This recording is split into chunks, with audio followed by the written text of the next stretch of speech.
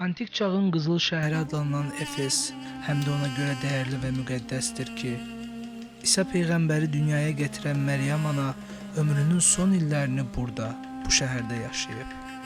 Gördüyünüz bu müqəddəs ev bizim eranın 4-cü əsrində inşa edilib.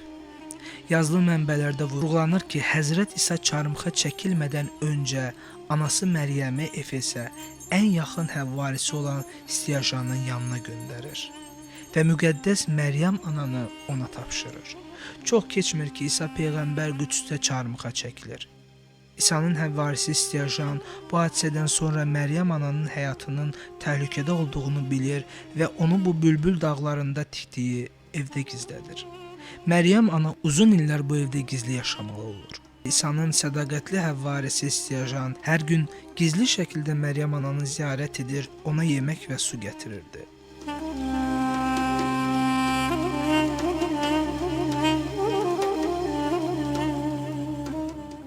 Bura əsrlərdəki insanları, xristianları, müsəlmanları, eyni zamanda dilindən, dinindən asılı olmayaraq hər kəs özünə yaxın edən, hər kəs özünə cəlb edən Məryəm ana məbədi.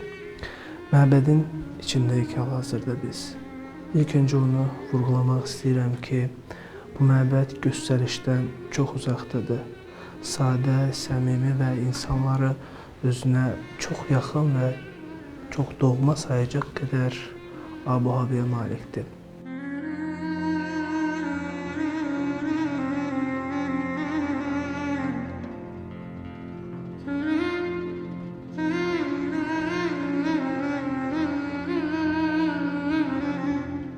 Məbəd haqqında bunu demək yerinə düşər ki, tarixi kitablarda və eyni zamanda insanların fərziyyələrində belə bir fikir mövcuddur ki, Məryəm ana İsa'nın ölümündən sonra uzun illər burada gizli yaşamaq məcburiyyətində qalır və hətta ömrünü başa vurduqdan sonra, vəfat etdikdən sonra yenə də onun məzarı gizli olaraq saxlanılır. Məbədlə bağlı ibrətamiz olaylardan biri də budur ki, Məryəm ananın gizli qalmış evini illər sonra bir Alman rahibə kəşf edir. Belə ki, həyatı boyu heç vaxt Türkiyəni tanımayan, Türkiyə adını bilməyən, torpaqlara gəlməyən rahibə bir gecə yuxusunda bu evi və bülbül dağlarını görür. Ona gələn vəhlə Məryəm ananın burada yaşadığı və bu dağda dəfn edildiyi bildirilir. Bu hadisədən sonra rahibə yuxuda gördüklərini nəql edir və bülbül dağında gizli qalan Məryəm ananın evi aşkarlanır.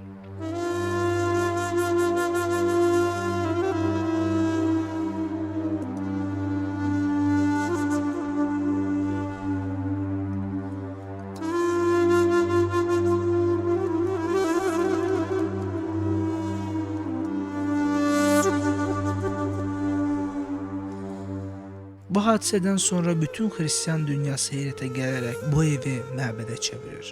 Müqəddəs məkanı görmək istəyənlərin sayı günü-gündən artır. Milyonlarla insan qısa bir zamanda bu evi ziyarət edir. Hətta 1967-ci ildə Papa 6-cı Paul və 1979-cu ildə Papa 2-ci Jean Paul da müqəddəs Məryəm ana evini ziyarət edir. Bu hadisədən sonra Vatikan tərəfindən müqəddəs elan edilən Məryəm ana evi bugün də dünyanın dörd bir yanından gələn xristianların ziyarət etdiyi ən müqəddəs məbədlərdən biri sayılır. Məryəm ana məbədinin tək və əsas bölümü gördüyünüz bu böyük otaqdır. Bu otaq haqqında, bu ev haqqında onu demək olar ki, Məryəm ananın daim oturduğu yer, bax bu dairəvi bölümdür. O daim burada oturar, dualarını burada icra edər, eyni zamanda insanları da burada qəbul edərdi. Məbədin içində ayrı-ayrı insanlara, qurumlara məxsus dəyərli əşyalar mövcuddur. Qeyd etmək yerinə düşərdi ki, Vatikan tərəfindən müqəddəs əmanətlər siyahısına daxil olan bu məbədi hətta Roma papası özü də ziyarət edib.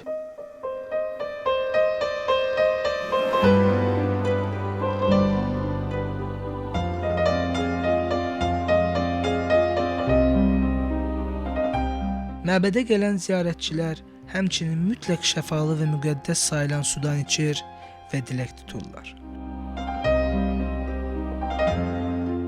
Əsrlərdir ki, bura gələnlər kağız parçaları üzərinə arzularını yazıb məbəddə buraxırlar. Mənəvi rahatlıq və huzur bəxş edən bu ev müqəddəs dinin həm də inancın və etiqadın məskənidir. Günümüzdə Məryəm Ana evi İzmirdə, Səlcuqlu ilçəsində yerləşsə də, dünyanın istənilən ölkəsindən ziyarətçiyə burada rast gəlmək olur. Məbədə gələn ziyarətçilər, turistlər arxa qapıdan çıxdıqdan sonra burada dilək tutub şam yandırırlar. Müsəlmanların, bizlərin inancına görə şam yandırmaq o qədər də qəbul olunmur. Ancaq bu yandırılan şamların yeganə bir mənası var. Tutduğunuz hər arzu üçün bir şam yandırırsınız və o şamı burada buraxırsınız. Əgər o arzunuz həyata keçsə, artıq növbəti dəfə gəldiyinizdə yeni şamlar yandıra bilərsiniz. Biz də bütün insanlığın, ölkəmizin, millətimizin və hər bir vətəndaşımızın xoşbəxtliyi naminə arzu tutub bir şam yandırırıq.